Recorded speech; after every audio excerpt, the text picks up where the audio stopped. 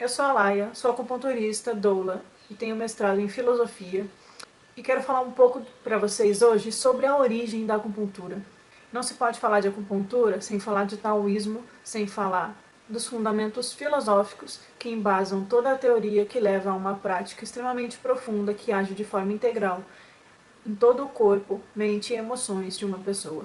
Tem surgido no Ocidente algumas apropriações da acupuntura, a meu ver, que destacam a acupuntura de seu contexto original e criam verdadeiras aberrações. Não no sentido de que sejam ruins em si as técnicas, eu não posso falar de técnicas que eu não conheço, mas eu posso dizer que aquilo não é acupuntura. A fisioterapia tem usado uma técnica chamada dry needling, que eu sei que ela ajuda a dissolver nódulos das faces musculares, pode ser super benéfica, não acho que seja ruim. Já desse eu vi uma propaganda de uma tal acupuntura sem agulhas. Eu achei um tanto absurdo. Não porque a acupuntura necessite de usar agulhas, na verdade a medicina chinesa tem diversas outras técnicas que não precisam de agulhas.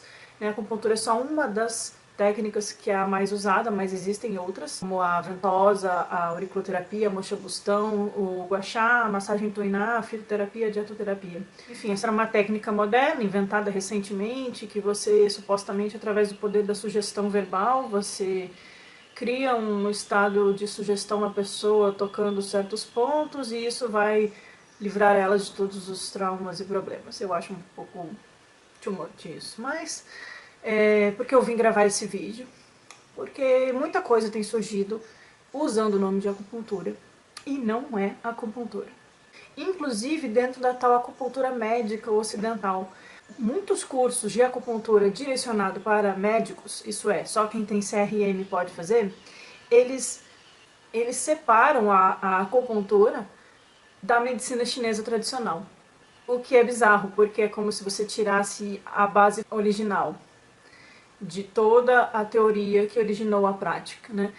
E quem me acompanha sabe que eu não sou contra a ciência, pelo contrário, eu acho que a gente procurar evidência científica e os estudos mais atualizados, mais recentes, é importantíssimo para a gente ter ciências das nossas escolhas, né, consciência das nossas escolhas. Mas quando a gente fala de acupuntura apenas como estímulos de nervos em pontos próximos a tendões e ossos que causam reações hormonais e nevrálgicas no corpo, a gente está decepando a acupuntura. Acupuntura sem a teoria do taoísmo, sem o yin yang, sem os 5 elementos, sem a questão energética envolvida, é uma técnica de agulhas, é uma decoreba de protocolo de pontos, mas não é acupuntura. Quando a gente faz uma escolha de pontos, quando a gente atende alguém, a avaliação que fazemos da pessoa é uma avaliação energética, ela não depende de exames clínicos, então muitas vezes a pessoa me traz um exame, uma tomografia, eu não sou médica, sei olhar por prática algumas coisas, mas não está na minha alçada, não é a minha competência e nem tenho interesse de que seja. Eu vou avaliar o pulso, eu vou avaliar a língua, eu vou avaliar o tom de voz, eu vou avaliar a pele, a postura, o cabelo, as unhas, os sinais clínicos, as dores, as emoções que estão aparecendo. Tudo isso vai me ajudar a montar um quadro de como está o funcionamento energético da pessoa e que meridiano está mais ou menos afetado. Isso não contradiz uma avaliação médica de um clínico geral ou de um especialista em alguma área. Na verdade, são tratamentos complementares. Então, por exemplo, a pessoa pode me procurar com um quadro de hipotireoidismo, ela está tomando ali o hormônio é necessário, ela fez uma avaliação, ela fez um exame, ela sabe que ela está com uma hipo, ela tem uma deficiência hormonal e ela está se tratando. O meu papel é avaliar a fraqueza energética que está causando essa consequência fisiológica no corpo. E muitas vezes a acupuntura age preventivamente porque o corpo dá muitos sinais antes de a gente ter uma patologia clinicamente detectável aparecendo ali no corpo de alguém. Então, antes de você ter um desequilíbrio hormonal detectável no exame de sangue, você tem outras sintomatologias. E é muito legal que a acupuntura consegue trabalhar nisso antes, né, preventivamente. Mas ela não elimina a necessidade de um tratamento médico caso ele seja necessário. Só para deixar isso bem claro. Bom, vamos falar de taoísmo. O taoísmo ele surge com Lao Tse ou Lao Tzu, não sei falar chinês, e disse, provavelmente isso é um pseudônimo, quer dizer, o velho sábio. Ele era, de certa forma, contemporâneo do Buda, Siddhartha Gautama. Eles são ali do século VI, entre o ano 600 e 500 e pouco. E ele surge na China, e ele traz a visão filosófica taoísta sobre a vida, sobre o mundo, sobre a realidade última das coisas. É extremamente filosófico, está alinhado com filosofias da Grécia Antiga. A obra principal dele é conhecida como Tao Te Ching ou Tao Te Ching. Eu gosto dessa tradução aqui, existem outras. E o Lao Tse vai falar do grande Tao, o Tao que é a vida universal, que é o todo, que é a unidade, que é um absoluto inefável, né? Igual encontramos no o não ser de Parmênides, ou o fogo primordial que dá origem à vida em Heráclito, igual encontramos a ideia de um bem, de um belo, de um bem absoluto em Platão, ou até mesmo posteriormente em textos do Hermetismo, né, Poimandres, o Hermes Trismegistus, ali os gnósticos falando do uno, do inefável, que é incognoscível, que é incompreensível. Essa ideia de uma unidade que permeia toda a existência, que permeia o universo antes da manifestação do universo, uma unidade que, por ser una, ela não pode ser compreendida racionalmente, ela não pode ser percebida pela mente, porque a mente está inserida no mundo dual, no mundo fenomênico, no mundo da ação e dos conceitos. Também vai ser uma ideia de Lao Tse. Ele vai dizer que o tal que pode ser dito, expressado ou compreendido não é o grande tal. Mas a questão é entender que, na visão do taoísmo, existe uma unidade subjacente a toda a existência, a todos os seres, a toda a manifestação do mundo. E essa unidade, quando se manifesta pela primeira vez, é simbolizada como o Tao, que é aquele símbolo preto e branco, de duas energias complementares que circulam e uma se transforma na outra à medida que se transmuta. E elas mantêm o equilíbrio da vida e do universo. Essa mesma ideia do grande Tao, ela vai encontrar ressonância no conceito de Brahman, que é o Brahma último, dentro do hinduísmo também. Essa visão não analítica e essa visão de uma unidade indivisível, invisível, que somente pode ser conhecida através de uma profunda experiência da unidade dentro de nós. Então, por exemplo, quando falamos no taoísmo do Wu Wei, que é o caminho da não ação, não quer dizer apatia ou não fazer nada, mas é deixar de fazer condicionado pelo mundo fenomênico e entrar em sintonia e harmonia com a unidade. Quando a gente está em sintonia com esse Tao, a gente está seguindo o nosso caminho. Tao também quer dizer caminho. Então a saúde, ela vem do equilíbrio das energias Yin e Yang, que são complementares e fazem o movimento da vida e do universo. Quando elas estão em equilíbrio, nós estamos em sintonia com o Tao, com a unidade em nós, e conectados com a unidade, com o fluxo da vida no universo. E, portanto, nossa vida e nossas ações são harmônicas, são equilibradas e não geram pendências nem para um lado nem para o outro, digamos assim. No budismo, talvez isso equivaleria à libertação do samsara, que é quando a gente deixa de gerar karmas positivos e negativos, porque a libertação não vem de ser bonzinho, não vem de só acumular méritos, e simplesmente age em harmonia com essa visão despersonalizada de uma luz que pode despertar em nós. Que o budismo ele trabalha com a ideia de não eu, né? Que o eu é apenas um conjunto de fatores congregados que dão a ideia de uma personalidade que está sempre se transmutando. Então a saúde não precisa vir de um viés religioso, né? Mas na visão da acupuntura ela vem de uma harmonia taoísta, digamos assim. Quando alguém busca ajuda e eu avalio, eu sempre vou procurar qual energia está em desequilíbrio, se a pessoa está mais yin, se ela está mais yang, às vezes é em algum meridiano específico, mas é muito comum a gente ter esse tipo de desarmonia no corpo, e o uso dos pontos de acupuntura, que vão trabalhar no corpo etérico da pessoa, no Qi, no corpo energético, vão ajudar o corpo a reequilibrar e gerar efeitos físicos e emocionais por consequência. Então ele não é de um dualismo separatista e nem panteísta no sentido de simplesmente promover a multiplicidade das coisas. Existe uma noção de uma unidade que se manifesta através de energias duais e depois múltiplas, mas que em essência ela é única. Muitas vezes as pessoas enxergam o símbolo do Tao como algo dualista, e isso é um erro. O Yin e Yang, ele não é bem e mal, ele não é masculino e feminino, ele não é bom ou ruim. Isso são julgamentos de valor nossos, e quando a gente atribui qualidades ou características, é só uma forma de entender a ação dessas energias no mundo. Portanto, ela é relativa e ela é dependente do que está sendo relacionado. Por exemplo, a atmosfera terrestre, ela é yang em relação à Terra, o chão, né, a Terra mesmo. Então a atmosfera é yang, o chão é yin. Mas a atmosfera em relação ao espaço, ela é yin e o espaço é yang. Então tudo depende da relação que a gente constrói com a energia e como ela está se manifestando em nós. Mas esse ele não é uma vacuidade. Muito cuidado para quem gosta de budismo de confundir o conceito sânscrito de shunya, que é a não existência inerente, com uma vacuidade, com um nadismo. Não é nihilista. É apenas a forma como a gente compreende e se relaciona com o mundo que deve ser transformada na nossa mente.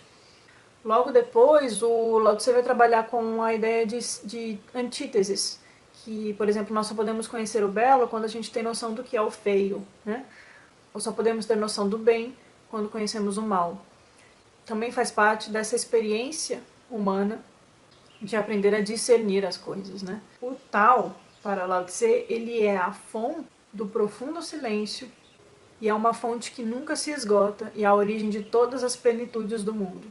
É muito belo o texto do Tao Te Ching. Quando ele diz que o Tao ele atua através do não agir, ele não está falando de passividade, mas do agir em conforme concordância com esse silêncio, com essa unidade e com esse repouso interior. Como se quando a gente estivesse alinhado com o fluxo da vida no universo, nossas ações são puras e corretas. Essa é a ideia. E, portanto, buscando agir através da harmonia, a gente não entra em oposição com os fenômenos, mas apenas observa, compreende, aceita o que a gente precisa aceitar e, através das nossas escolhas, a gente tenta encontrar um fluxo livre, como uma corredeira que precisa fluir, como águas que precisam fluir e encontram obstáculos. E a gente só precisa conseguir voltar a esse fluxo de vida para que a gente corra livremente e volte ao oceano, digamos assim. Portanto, existe uma proposta de vida virtuosa e ascética dentro do taoísmo, onde os excessos são considerados desequilíbrios. As paixões perturbam o coração, a cobiça destrói a ética. O tom do texto é sempre buscando voltar a essa harmonia interior. Está muito na moda, né, esse papo de pedir para o universo, né, esse papo o segredo, deseja lhe será dado, né, vibrar na abundância e pede e você vai conseguir.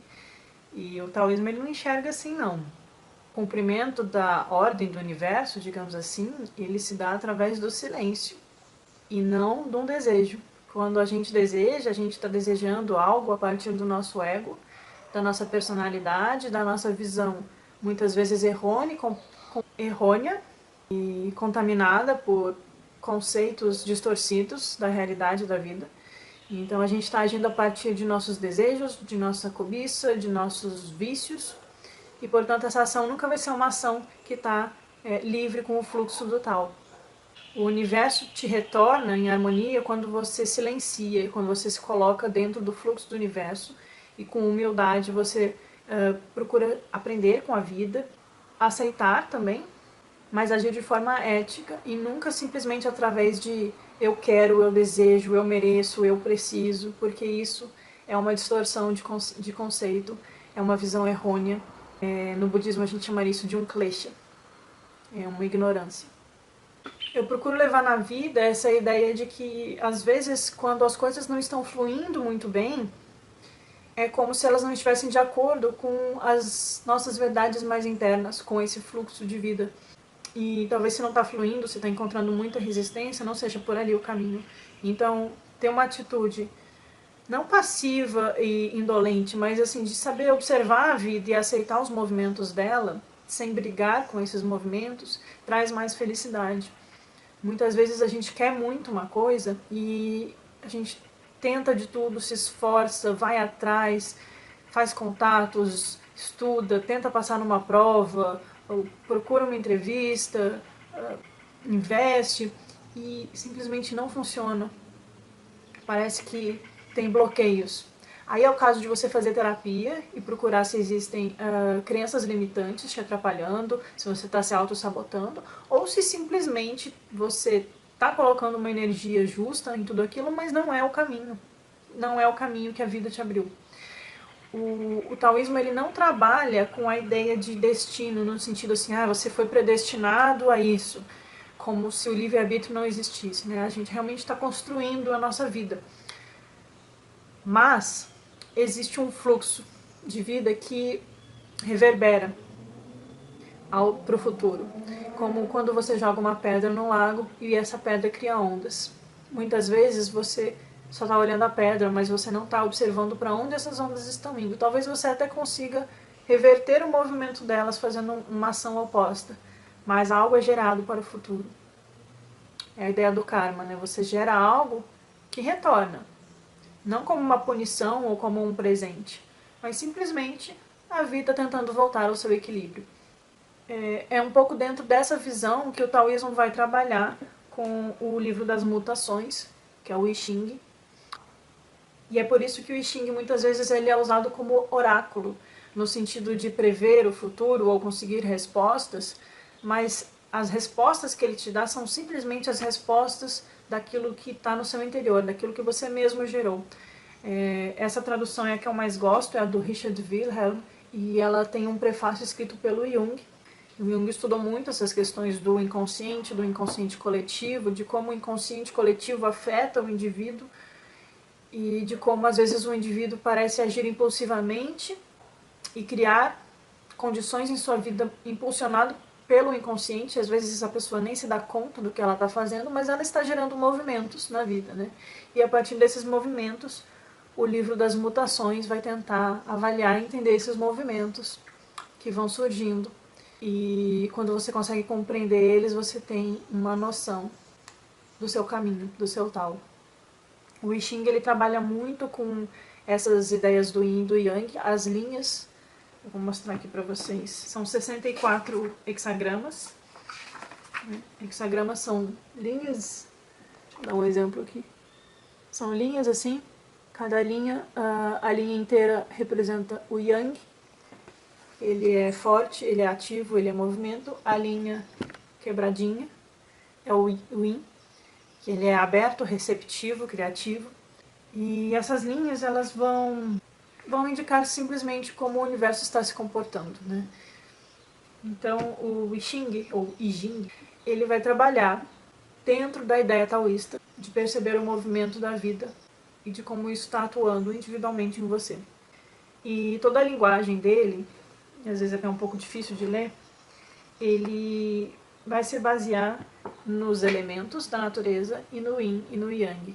Então ele vai falar do que está acima, do que está abaixo, do criativo e do receptivo, do fogo e da água. E entender um pouco o taoísmo facilita a gente entender o I Ching. O I Ching ele foi inclusive muito estudado por Confúcio. Confúcio é contemporâneo de Lao Tse também. São obras muito importantes para a sabedoria chinesa. E a acupuntura ela vem associada com toda essa sabedoria, né? Ela não é dissociada disso. Então eu tenho me dedicado a estudar mais o I Ching.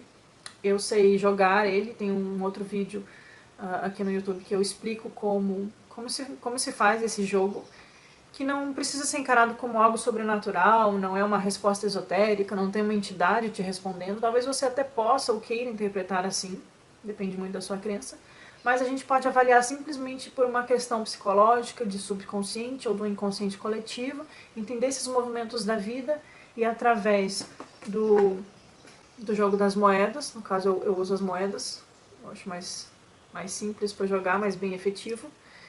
Através do jogo das moedas a gente coloca a nossa energia em movimento, a gente acessa o nosso subconsciente e o I Ching te ajuda a trazer isso à superfície. E aí, através da linguagem, do texto escrito e dos símbolos, as respostas vão se tornando mais claras para nós.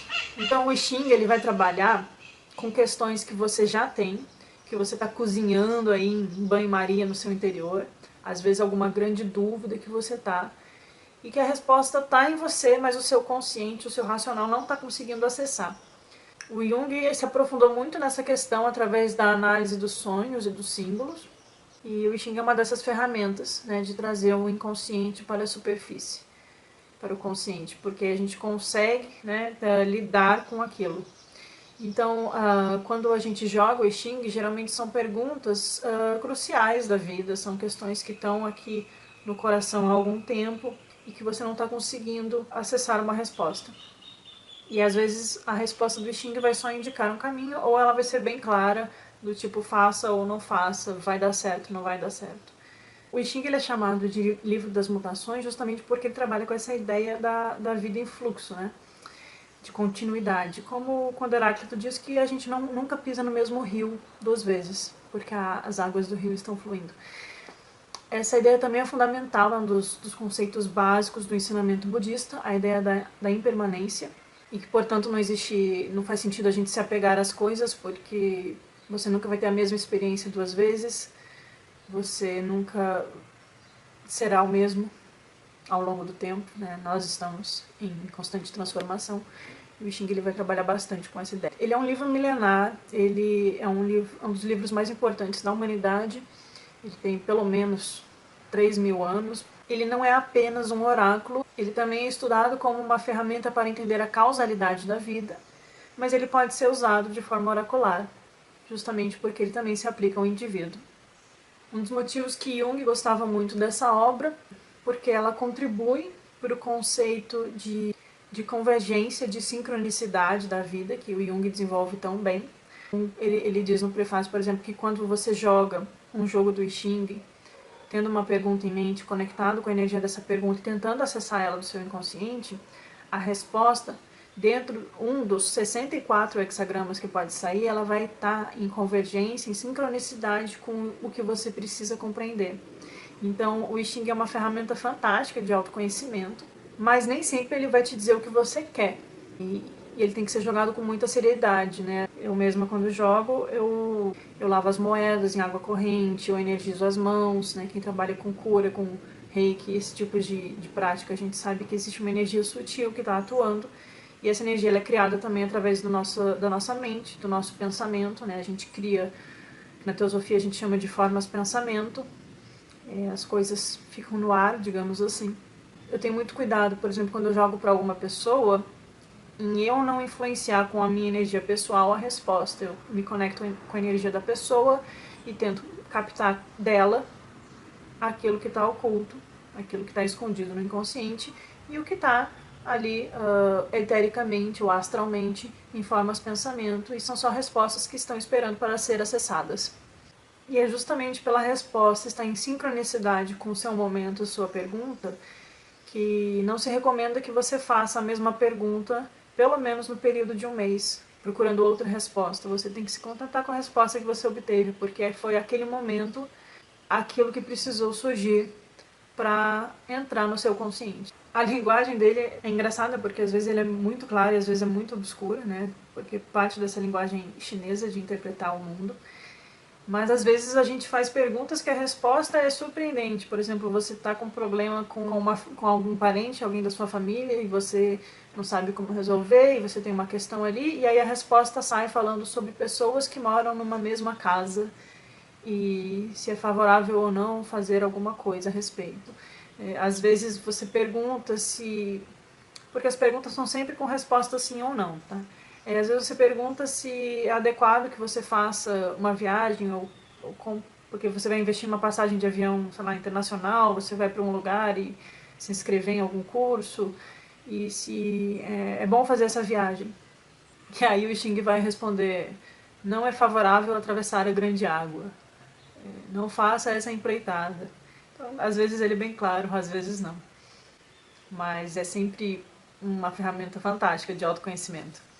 Eu gosto de observar que não é uma resposta que vem do além, não é alguém te dizendo nada, é simplesmente você colocando em palavras a sua própria resposta interior. Só que aí o seu consciente às vezes vai querer brigar com ela para entender ou aceitar ou não.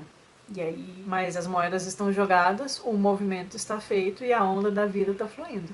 Essa ideia de entender que a vida é um fluxo também ajuda a gente a ter um pouco menos essa coisa muito ocidental de querer controlar tudo, né? Que todas as coisas estão no nosso controle, não estão. A gente só pode tentar fazer o melhor que a gente tem com as ferramentas que a gente tem de ação, tentar surfar nesse fluxo de vida e tentar entender onde que a gente está inserido. Muitas vezes, após ler uma resposta do I Ching, ela não vem logo para nós e a gente precisa de um tempo para refletir e cozinhar ela aqui no nosso interior, às vezes dormir, ter algum sonho, mas tudo isso vai nos ajudando a ter mais clareza nas nossas escolhas de vida e no fluxo que a gente está gerando e no nosso caminho, o nosso tal, o nosso não agir agindo, né? Ou agir não agindo, enfim. Eu abri o vídeo pensando em falar sobre Yin Yang, acabei falando mais sobre o Tao Te Ching e o I Ching, mas é isso, resolvi respeitar o fluxo aqui da minha consciência. Queria dizer para vocês que aqui em São José dos Campos eu estou dando consultas com o I Ching, né? Como acupunturista e estudiosa do assunto eu me sinto muito tranquila para fazer isso para os outros. Estou acostumada, né? A lidar com as energias alheias, a gente tem algumas técnicas para interferir ou não nisso. Se você quiser se consultar com o I Ching, se quiser consultar comigo, é só me procurar aqui em São José dos Campos e a gente pode marcar uma consulta. E se você quiser acupuntura também para cuidar do corpo físico e energético, estamos aqui para isso também. Eu te peço que você se inscreva no canal e curta o vídeo caso você tenha gostado e ative o sininho de notificações para o YouTube continuar te avisando sempre que tiver um vídeo novo. Espero que você tenha gostado do vídeo e isso tenha tirado algumas dúvidas sobre o taoísmo, sobre a acupuntura e sobre o I Ching. Então, só para pegar um gancho com como eu comecei o vídeo, se a acupuntura que você busca ou a prática de agulhamento que você está usando não contempla aspectos sobre o Tao, sobre o Yin Yang e sobre os fluxos da energia no universo, relacionando isso com o ativo e o receptivo, o quente e o frio, dentro e fora, para cima e para baixo, a tonificação e a sedação, se a acupuntura que você faz não tem nada a ver com isso, não tem nada a ver com 5 elementos, então você não está fazendo acupuntura. São agulhas em pontos de gatilho e nada mais que isso. Eu acho que a acupuntura, por ser tão milenar, por ser tão profunda e ter tanto material de estudo, ela merece mais do que isso. Um abraço, até o próximo vídeo.